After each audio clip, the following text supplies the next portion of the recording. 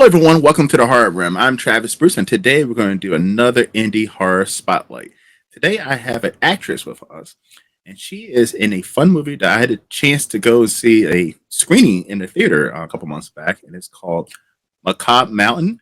Today, I have with us Ashley Ray. Ashley, welcome to the Horror Room. Hi, thank you so much for having me. I really appreciate it. Listen, I'm glad to have you. I got a chance to watch Macabre Mountain in a theater in Delaware a couple months ago, and it was an absolute fun blast. So, tell us a little bit about your role in Macabre Mountain.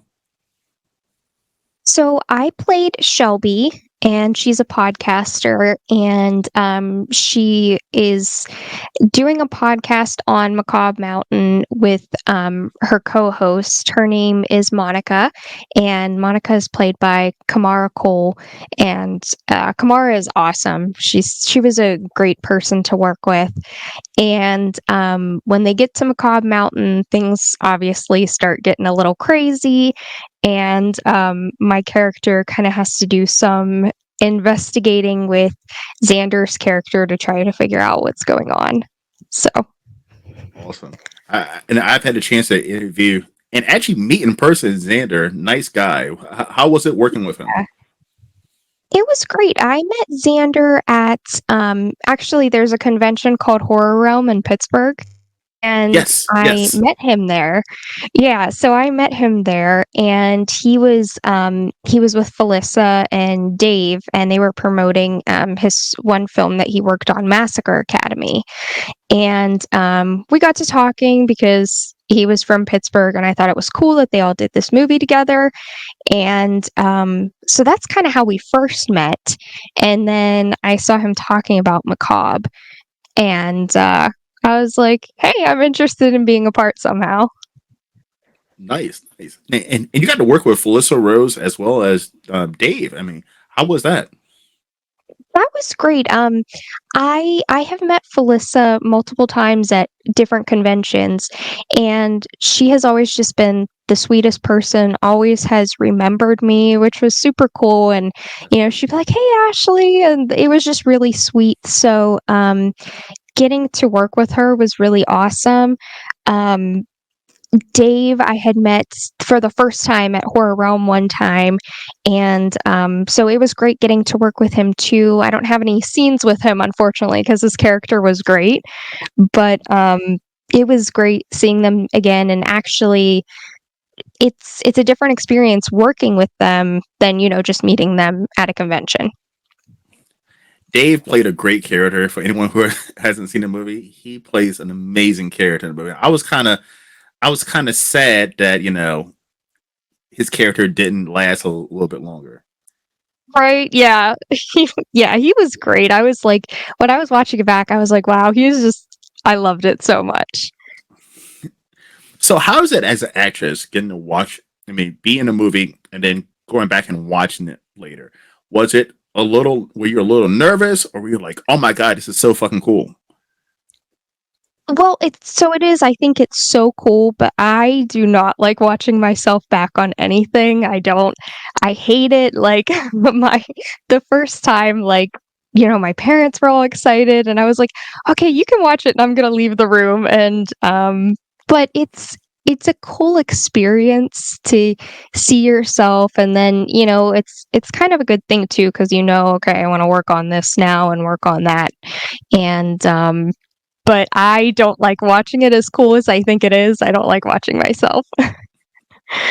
And it's crazy you said it. Even like with me, like of course I have to rewatch my interviews because I had to edit them. But it's like cringing. I'm like, ugh, I wish I would have said that, or I should have said this a little Yeah. better.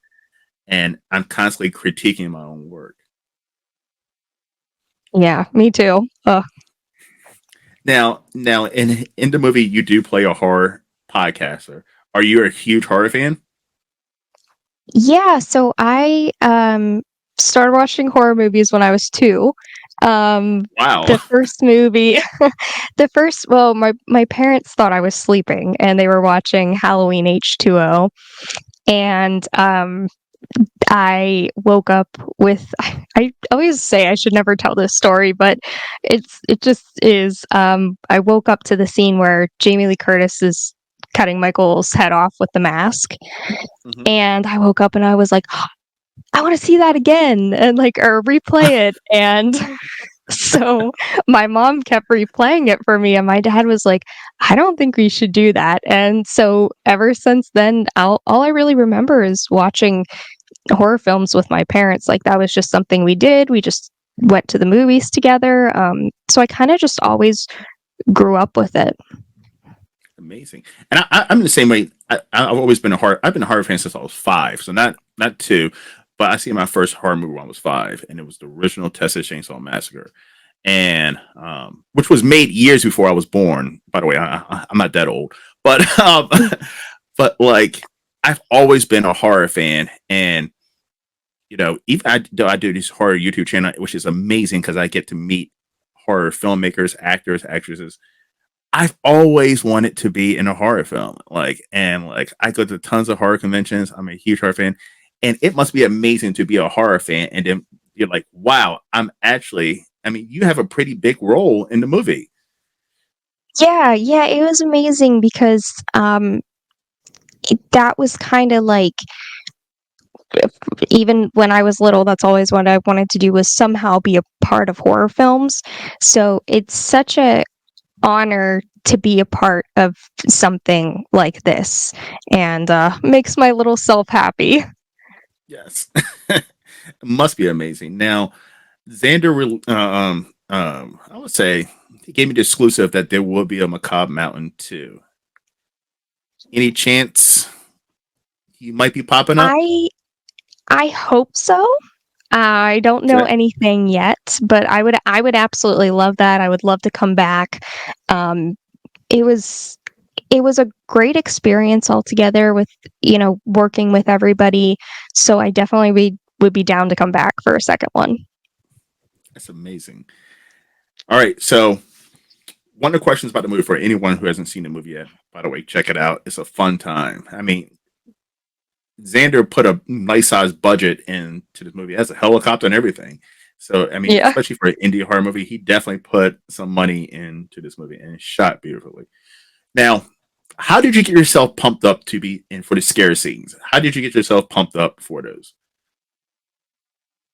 So uh, my character didn't really have too many scenes like in the haunted house or anything like that, which maybe if there's a second one, maybe I can have more of Yes. that. But it was definitely, there were scenes where I had to, and luckily, Kamara, who played Monica, we ended up having a great relationship.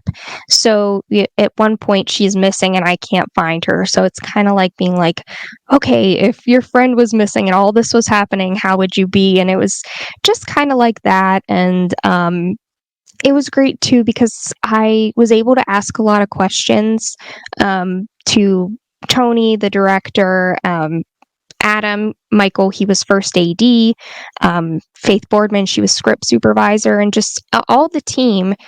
And, I would ask them questions about what they want, and they were very good at giving me feedback about things. So it was kind of a mixture of everything, like my own thoughts and opinions about it, and then seeing what they want and try my best to put that on screen. Amazing. By the way, I completely forgot. I was gonna wear my Macabre Mountain T-shirt that I have sitting right over there. And I'm like, I was gonna put it on for our interview. I completely Oh, forgot to. yeah. Well, thank you. That's awesome. But yeah. Yes. So, what's next for you? Do you have any projects in the works? Yeah, so I actually have been able to work on a few projects since I've been doing some crew work and because I love doing that too. I worked on a short film which isn't scary at all. It's actually like it's a drama, very serious, and I hope I'm saying his last name right. Thomas Capacci is in it, and he was in Star Trek. And I cannot remember the name of his character in Star Trek because I'm not a Star Trek fan. But I worked with him, and it was written by Jennifer Ruth. She is a Youngstown filmmaker, and I worked on that with Adam Michael and Faith, who also worked on Macabre Mountain. So that was cool. I got to work with some people, and so that was a really great experience. And then I am co-writing, directing, producing a horror short film, and that's going to be called Please Stop.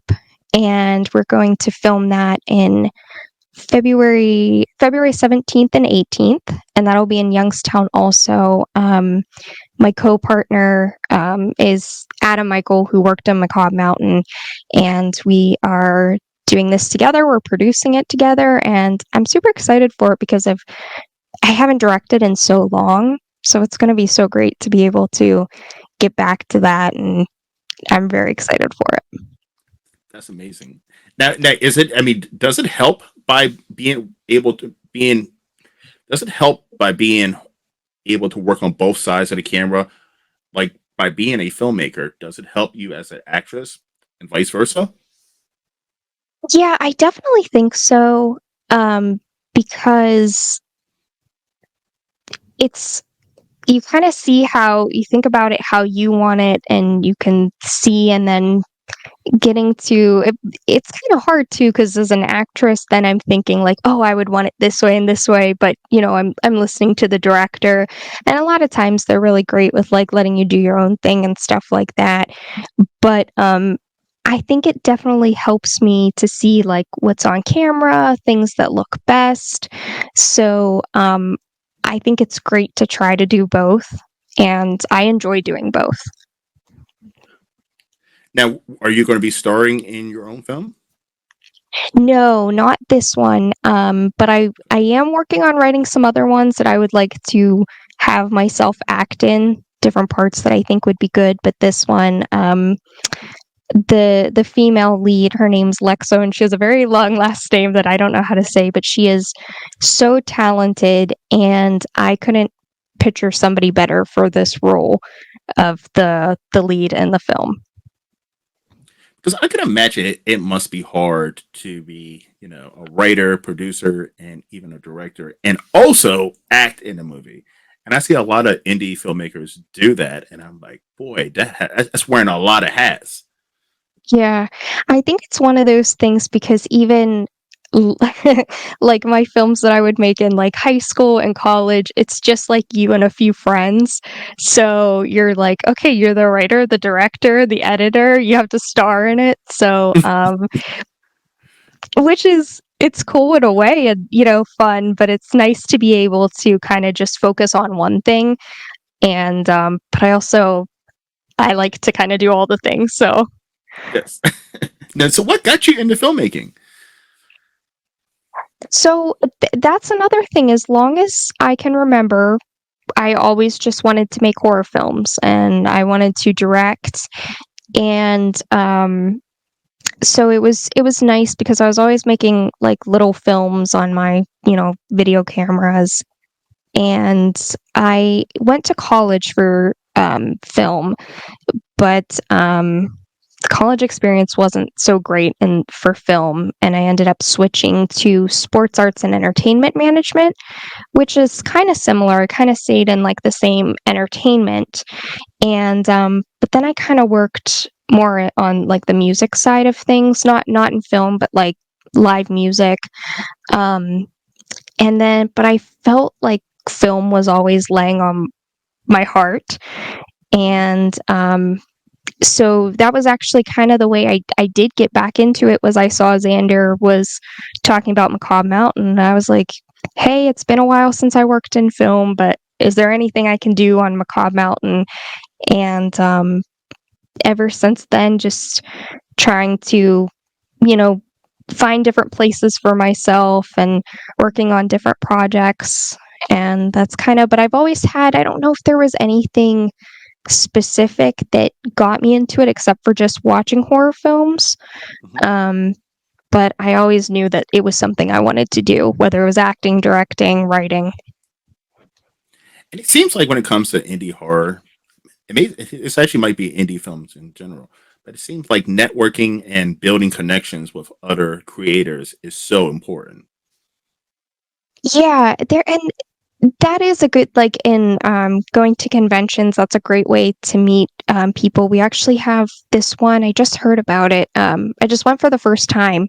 It's called Gross Fest in Yes, I Pittsburgh, heard and about it. it's all indie horror. Yeah. And it was very small, but it was cool because I got to meet some people, in the area who make films. But it is a lot about connections and um, which is great because I was lucky enough to meet some really great people on Macabre that I knew I wanted to work with, and thankfully they also wanted to work with me. Um, so it's super important, and but I think the cool thing about indie too is even if you're a newbie, you can kind of find ways to fit yourself in, and it's and it's something you can do once you put your mind to it. Now, as a young woman filmmaker, do you think it's a little hard for the norm to take you serious? Um, yeah, so it depends. I always it's funny because you'll hear people in the film industry say you take whatever job you can get, which I do think is good advice to an extent. Um, but I also think it's very important to make sure it's something you really want to do, something you feel that you are being appreciated and, safe and comfortable. So, it kind of depends. There's some really great people out there, but there's some people, they're not really interested in that. So, Yeah. Now, have you ever gotten on a set as an actress and, like, let's say you accepted a role and you got on and you were like, "Whoa, whoa, whoa, this is not for me." luckily, no. I have heard that. I've been very lucky where um, I've had like meetings with people, and it was nice. This one person who called me, and I really did want to be a part of this film, but the the things that this actress needed to do, I just couldn't do it. And I think this filmmaker is a great filmmaker. The films are great, but and they were like, well, we can change the character, and I was like, no, this is how she's supposed to be. And so luckily I've been able to, have those options, but I have heard that with different actors and actresses, and I do worry about that. And um that's why as a filmmaker, like on any of my sets, I want to make sure everybody's just as comfortable and, having a good time and doing what they signed up for. Yes. Now, as a filmmaker, is it important when it comes to casting? Do you try to look for the person who fits the best role, or is it about sometimes who's available? Yeah, that is a little tricky because a lot of indie, like, I don't want to say the word real job because this is a real job, but I have a job where I work full time every day. So it is kind of hard sometimes. People, they aren't available for certain things and or can't do it for an extended period of time. Um, but I've been very lucky, especially with the short films that I'm working on. I've been able to cast people who I know are perfect for the role, and or I'll have somebody in mind for the role and I'll ask them, like, hey, do you want to audition for this? And just kind of sometimes you got to work around everybody's availability. And luckily, so far, things have been okay. Sure, there will be bumps in the roads at some point, but Now, luckily okay.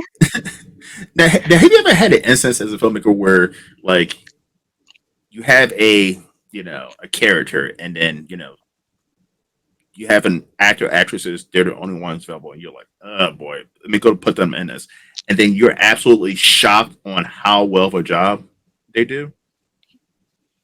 I can't say anything in a while, but, like, when I was in high school, I remember that happening, like, the one friends that I would cast in the movie, I'm like and they're like, "Oh, I can't do it, I have homework." And, I asked someone else, and then they would just give this, like, crazy performance, and I'm like, "What was that was amazing." Like, and so, yeah, nothing I would say, professionally, although I am always even when I know someone's acting skills and abilities, I feel like every time I watch, someone, I'm amazed. I with, 3 of my friends, Sarah, Elena, Bryn Damai, she was on Macabre Mountain, Adam Michael was on Macabre Mountain. We did this short improv film, and it's called Special Delivery, and it's currently in the process of some festivals right now. But we won some awards for it, which is really cool. And I was amazed by how everybody was just like improving. And Adam, he's not an actor, but his character was hilarious. Like, I was just so impressed with everybody. And so I feel like everybody, it's almost like shocking at some point, and usually in a good way. But Yes, I think you're always surprised anytime you work with someone. exactly. Now, are you a Ravens fan? You got purple hair on. I see you wearing purple, I or are you should just a be. purple fan? I'm just I yeah, I've always had my hair natural colors, and it was very blonde, and so I always wanted to do either pink, purple, or blue.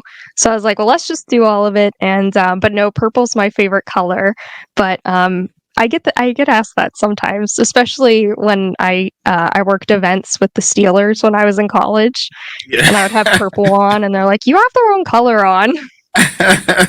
Because for anybody who doesn't know, Ravens fans and Pittsburgh Steelers fans don't get along apparently, but so they're arch rivals.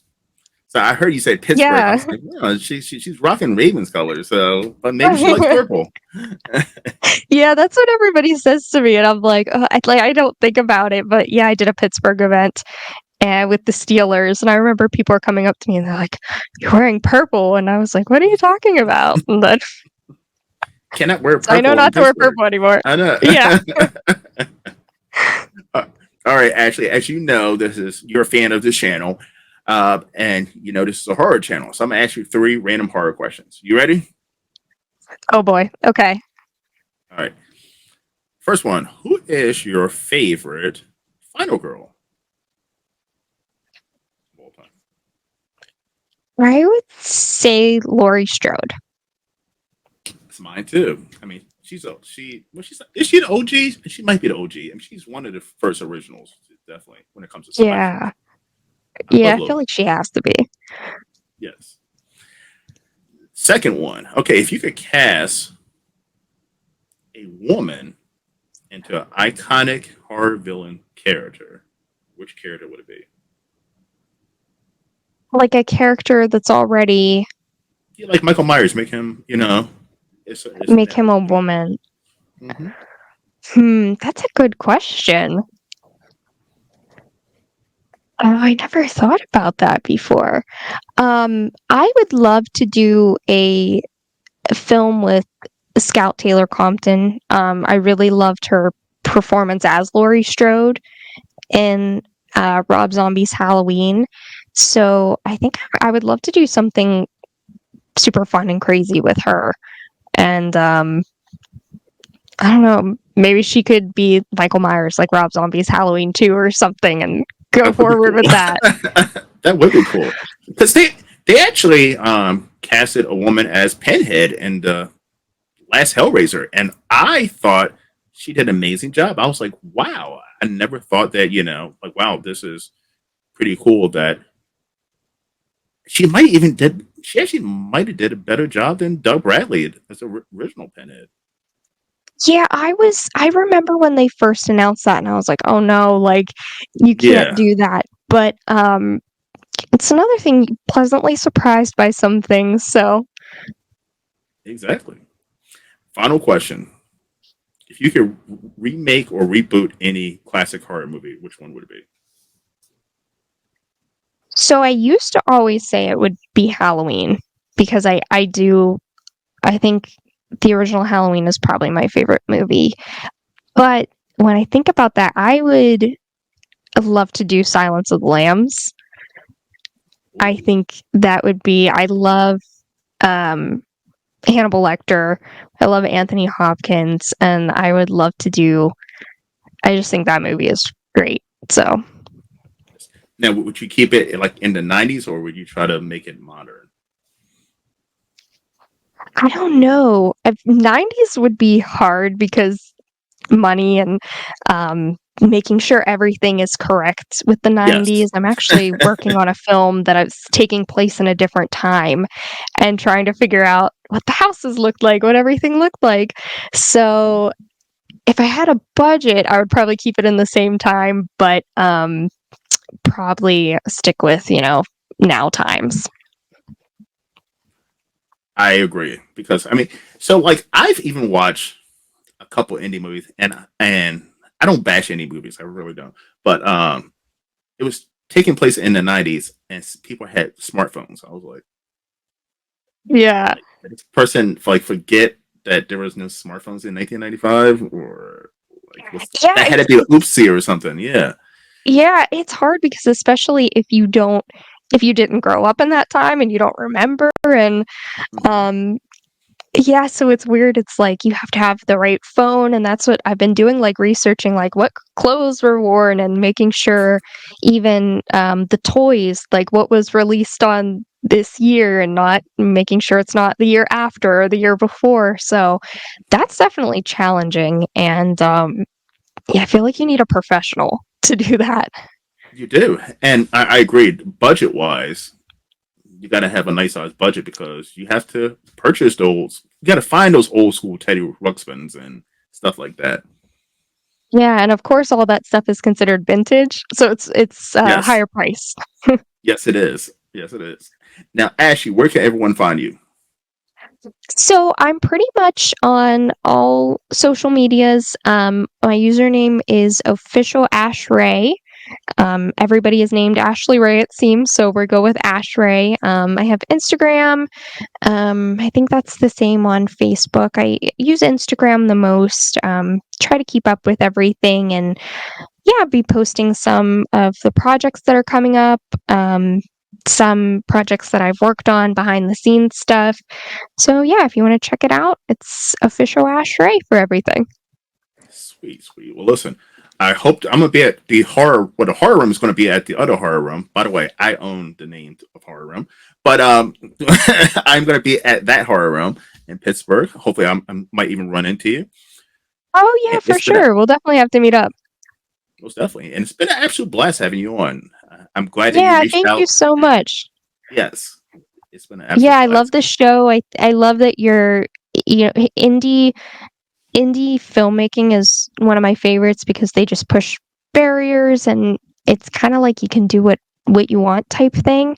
And so I appreciate you giving the spotlight and introducing people. And I found some really cool people and cool movies from your show. So it's awesome. And I'm honored to be here. Thank you, thank you. And something else I want to say too. I actually start a movement. There's a lot more indie horror channels popping up on YouTube. So like apparently I started a little movement. So I'm glad to see Yeah. that. Yeah, there's some yeah, it's I think indie horror especially is becoming really big right now and it's good to see and awesome to find new movies. Exactly. And thank you to Tubi. By the way, I've been a fan of Tubi for the longest time, and Tubi does an amazing job on getting indie filmmakers a spotlight. So I mean, there's a lot of great movies on there that horror fans probably wouldn't know exist or wouldn't get a chance to even experience. And to have a platform like Tubi and Plex, just streaming services in general, except for Netflix, but is giving indie horror filmmakers a place. Yeah, absolutely. I found some really great ones on there that I never would have heard of if I wasn't just scrolling through. Exactly. Well, Ashley, you're more than welcome to come on anytime. I will Thank see you. you. I'm gonna be going to tons of conventions in Pittsburgh in the next couple months, so I'll probably run into Okay. you there. And thank you for coming to the Horror Room, everyone. You know who I am, I'm Travis Bruce. I'll see you guys next time. Take care. Thank you.